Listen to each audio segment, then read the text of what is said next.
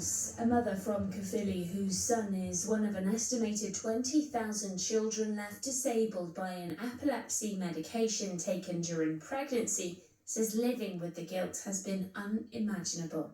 Sodium valproate is used to treat both epilepsy and bipolar disorder, but many women, like Jo Cousins, say they weren't warned of the impact it could have on their unborn children, despite evidence dating back to the 1970s. I realised that the medicine that I took when I was pregnant harmed my child, harmed Thomas. And to me, even now, knowing what I know, you can never forgive yourself because the medicine that you took has harmed your baby. 5 years since the publication of the Cumberledge report, which concluded that the UK government should give compensation to those affected, ministers have said they're still considering its findings and are committed to providing an update. President Trump said... busy night for Donald Trump. Lots to talk about with Sarah Firth in Washington, D.C.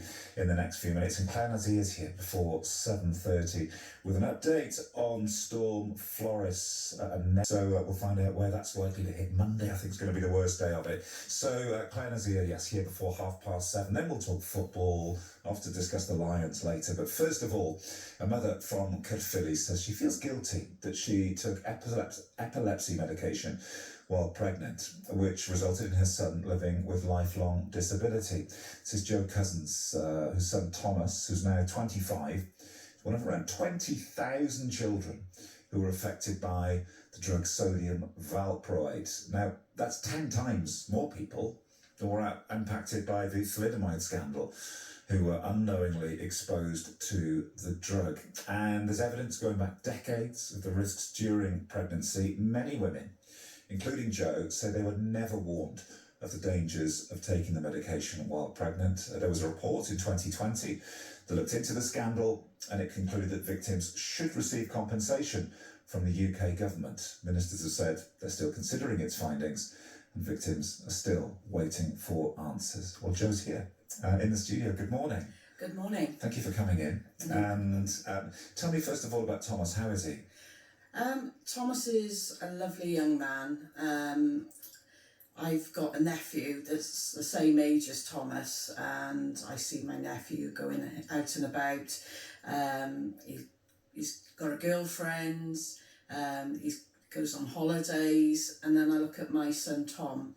And as a mother, you want the best for your child, and he's basically locked in his room 24/7. Social skills and not very good. He's high functioning Asperger's, and he's in the middle of doing a master's in university. Even though he's high functioning, doing his master's, I do wonder, what's going to happen for his future, because he basically doesn't like to leave the house. He sees going out and about the world as dangerous, and that's how he looks at it. When did you first realise that there was an issue? I, like many first mothers, think that, their child is perfect, and it wasn't until I took Thomas to a childminder, and after a year or two, she discussed with me that Tom wasn't hitting similar milestones to other children that she'd looked after over the years. And you took it talking about a lady that had been doing childminding at that stage for, I would say, at least 30 years. So she had a wealth of experience. And then when he went into his nursery class, they immediately discovered that Tom wasn't interacting with other children. He wasn't willing to share toys, and there was a lot of tantrums. So then you go forward with investigations, you get a diagnosis, and then when did you make the link with the sodium valproate, or was that something that was suggested to you? That was my dad. My dad loves to read the newspapers online, and he actually read about another campaigner and her story, and then he rang me up and he said, oh, you want to have a look at this, have a look online, on the Mail Online. And basically when I looked at the story, I was devastated. I literally trawled the internet looking at all the links, and I just couldn't believe what I was actually reading. And even when I found out back in 2013, reading through the internet, I realised that this was known about way, way, way back in the 70s. And I was really shocked because I'd done the right thing. As a woman, you're taking a medication, you plan on having a baby, you go and see the GP, they referred me on to the specialist, and I was told 1% chance of spina bifida, 10% chance of cleft palate, nothing at all about neurodevelopmental delays or anything like that. And at the time I thought, oh, 1%, that's okay. And I was told that I could go for x-rays. So 1% of what is the question? 1 and 10% of what? For this, it's just not good enough. And I later on found that the specialist that I seen as well knew about the developmental delays as well. So it's a big scandal. It's been swept under the carpet. And just before we went on, I showed you a photograph of Wes Streeting holding up a sign from another campaign group in January 24 saying compensation for Valproate victims. And it's now the health minister. Yes. Yeah, in the UK government. Well, the Department for Health and Social Care said our sympathies are with those affected. They're fully focused on how best to support patients, prevent future harm. They say it's a complex area of work, and the government's now carefully considering the Patient Safety Commissioner's recommendations in full. They're committed to providing an update. That's the Department for Health. Are you certain, or are the experts certain of the link in Tom's case between the medication you were taking and his developmental issues? Yes, yeah? Absolutely certain. That's a certainty. That's certain. I took him to I would say the lead geneticist in the UK, Dr. Peter Turnpenny in Exeter Hospital. My parents paid private for me to go and get a proper diagnosis from him. So Thomas's full diagnosis is fetal valproate neurodevelopmental effects. Okay, so it's there. And I mean, how are you coping with? I know you said that I can imagine this moment where the floor must have fallen away beneath you when you suddenly think, "Oh my goodness." Is that still with you? Do you have a feeling of responsibility? Of course. It's actually, we all call it, all the mothers, an irrational responsibility.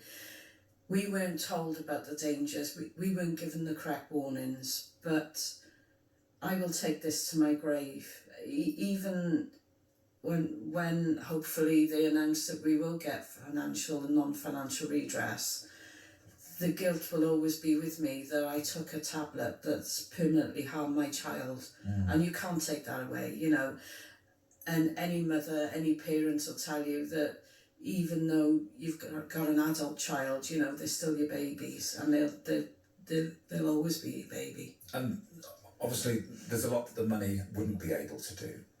But I'm going to say if, when. It's a when, isn't it? Not an if, the money? I reckon it's got to be 100% when. Yeah. Because they can't back away. I mean, before Labour Party become into power, they were lobbying the Conservatives heavily, and I would say there's well over 200 MPs, Labour MPs, that know about this, and yet I'm the chairperson of the Organisation for Anti-Convulsant Syndromes. I've written to them several times since we had a meeting with Baroness Merrin on behalf of Wes Streeting, and we haven't had any updates since December from her directly, and no meetings. All we have is the standard letters, and everybody's getting these standard letters. I'd say there's well over 10 standard letters that the community have had, and we're sick to death of it. And we have this, the open-ended statement that we have about... Exactly the same. I was going to ask you, so the money, I mean, what difference would it make to Tom's life? To Tom's life, it would give him the security that I need for when I'm not here, that he'll always be looked after. At the end of the day, he has been harmed by this medication, and even though the drug company warned the regulators, the government, that's been ignored by our government.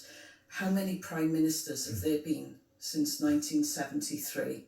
And how many prime ministers have ignored this and not actioned what they should have done? It's criminal, you know, and it's against his human rights, our human rights. We're all suffering. There's mothers dying, there's children dying. My husband passed away in 2023. He's not going to see the legacy of his son, you know, and knowing that he died and knowing that his son would be looked after for the rest of his life. He'll never see that. I can imagine. Yeah, that's security. It is security, yeah. Jo, thank you again for coming in. No problem. That's Jo Cousins from Caerphilly. You can read much more about this on the BBC News website and app.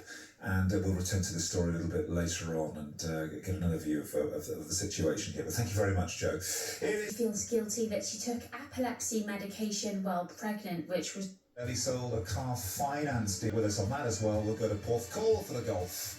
So still lots on the way. It's all after Beck's news update.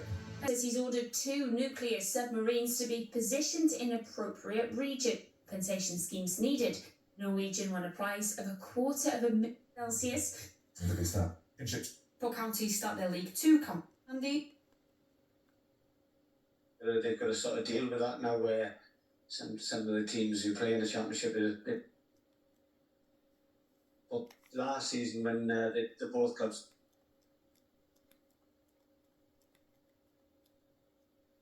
or you enter into anything. The Treasury says it recognises the issues this court case has highlighted. It's working with regulators in the industry. Supreme Court's ruled that millions of motorists will not be ill.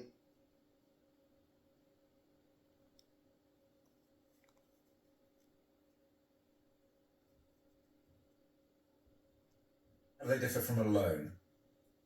Well, the personal contract plan, you're essentially, and usually after 3 was looking at documents in front of the salesman and sign a lot of documents in front of the salesman, and I had to listen to a lot of legalese as I was going along. I think that they are. I felt this was a bit of a covering exercise that was going on. I think that they're now switched on to this, aren't they, Scott? Yeah, and one thing I would say, this on your home course. And then you've got, you've got 6 Japanese in the top 10, so there's a strong contingent there, and 2 Yamashita and Taki. Yeah. There's more than 80 members, and to commemorate their 80 years, the club have photographed one local person born in each of the 80 years. Who's like? Well, it was a collaborative thing, and then all the images at the end from good. BBC Sounds, or ask your smart speaker to play BBC Radio Wales.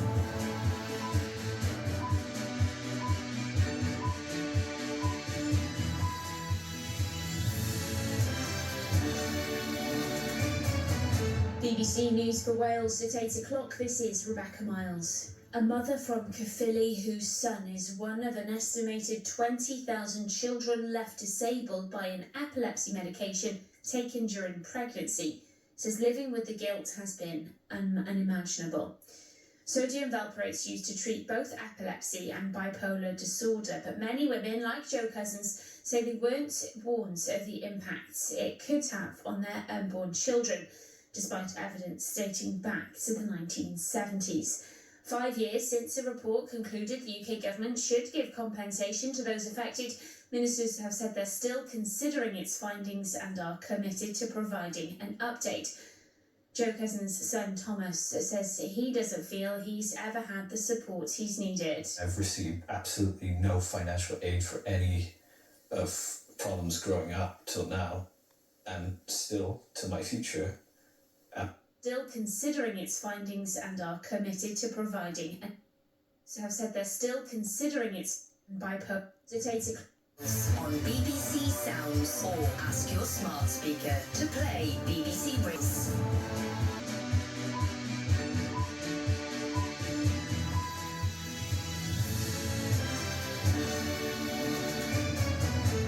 Submarines to be positioned in appropriate regions in response to comments by Russia's former president Medvedev.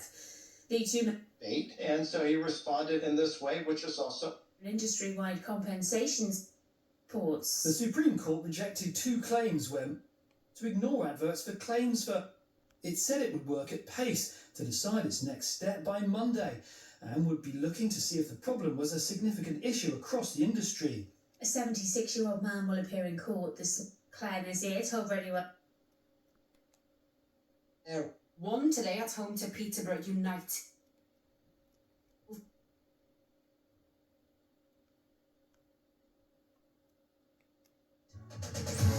BBC Radio Wales Breakfast.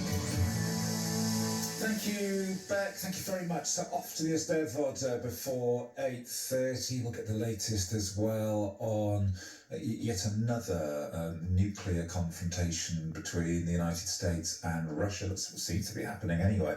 And also to the Edinburgh Fringe, to Sydney for the rugby, for the Lions later this morning. So that's all on the way. But if you were listening an hour ago, Beck, thank you very much. So off to the Eisteddfod before 8:30. We'll get the latest. If you were listening an hour ago, you'll have heard me talking to Jo Cousins from Caerphilly, describing her guilt. That she'd taken epilepsy medication while pregnant, and which resulted in her son living with lifelong disabilities. Jo's son, Thomas, is now 25 and is one of around 20,000 children who are affected by sodium valproate. Just for context, 20,000 children thought to be involved here.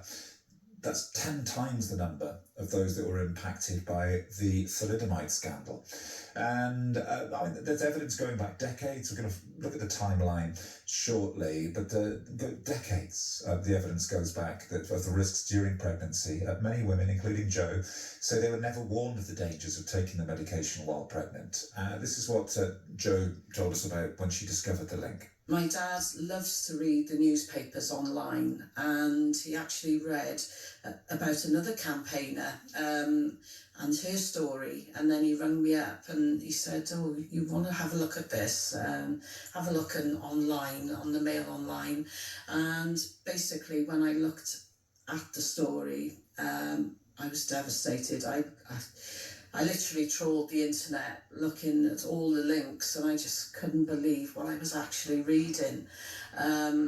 And even when I found out back in 2013, reading through the internet, I realised that this was known about way, way, way back in the 70s. And I was really shocked because I'd done the right thing. As a woman, you're taking a medication, you plan on having a baby, you go and see the GP, they referred me on to the specialist, and I was told 1% chance of spina bifida, 10% chance of cleft palate, nothing at all about neurodevelopmental delays or anything like that.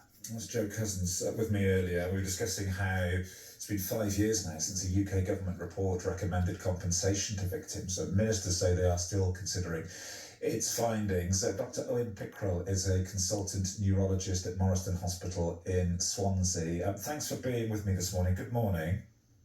Morning, Zach. Good morning. The timeline is all important here, isn't it? Who knew what and when did they know it? At what point were the risks established? What point were the links made between sodium valproate and neurodevelopmental issues? I think, as you said, the evidence has accumulated over the years, starting from some animal evidence way back in the 70s, early 80s, and then more and more evidence in humans about the congenital problems And then the issue with developmental disorders and valproate in pregnancy has come a bit later in the last couple of decades. So the evidence, I think, has accumulated over the last few decades. And at what point do you think it would have been reasonable or expected for those links to have been shared with pregnant women? Yeah, and it's obvious that they weren't shared early enough, and that the findings of the Cambridge report, as you say, makes that clear, that there's been many failings over the years in not giving enough information to people who take valproate, and it's very sad to hear. Hopefully you can learn from that. I can't say exactly what definite point people should have been told. And obviously mistakes were made. I think obviously it's a medication for epilepsy, and there are risks with epilepsy and seizures also. And the other thing that has happened is that more and more other medications, alternative medications, have become available over the years also, and more evidence about the safety of other medications. So that's helped decisions in later years. Yeah, I know. Is there any difficulty in once a link is proven?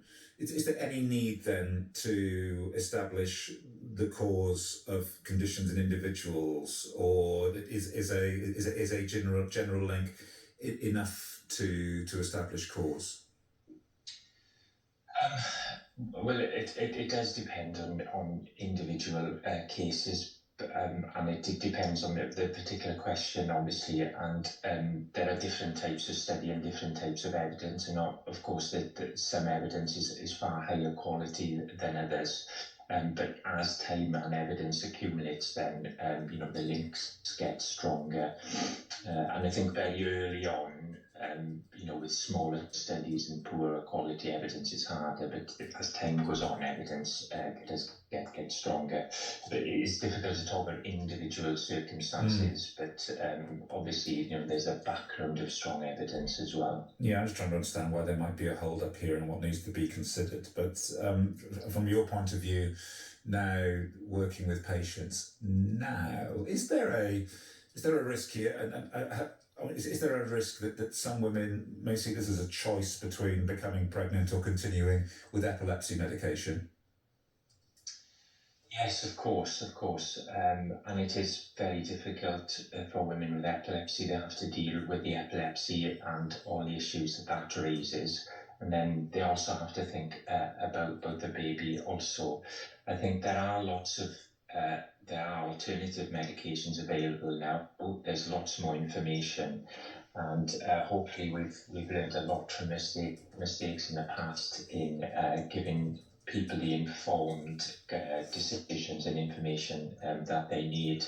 But women with epilepsy can become pregnant if they wish to, but it's important obviously that they're given the information on the risks of taking medication and not taking medication as well, which is important in someone with epilepsy. And safeguards are put in place to the extent that they can be. Are they not, in consultation with the patient, to ensure that they don't become pregnant if they don't wish to while on the medication?